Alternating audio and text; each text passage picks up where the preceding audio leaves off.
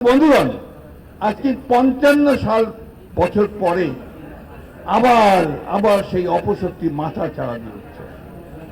আবার সেই শক্তি যারা সেদিন পাকিস্তান হানাদার বাহিনীকে সহযোগিতা করেছিল, যারা সেদিন আমাদের ভাইদেরকে হত্যা করতে সহযোগিতা করেছিল, যারা আমাদের মা বোনদের সম্ভ্রম নষ্ট করতে সহযোগিতা করেছিল, তা আজকে আবার নতুন চেহারায় নতুন ভাবে আপনার হাজির হয়েছে। বন্ধুগণ, এটা আমাদেরকে সাবধান থাকতে হবে।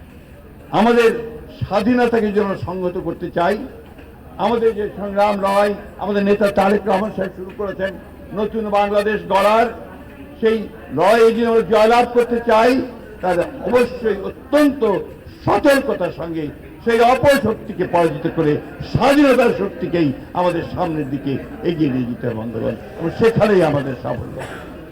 আমরা সবাই খুব আশাবাদী। আমরা সবাই আমাদের নেতা তারেক রহমানের উপরে প্রচন্ড রকমের আশাবাদী।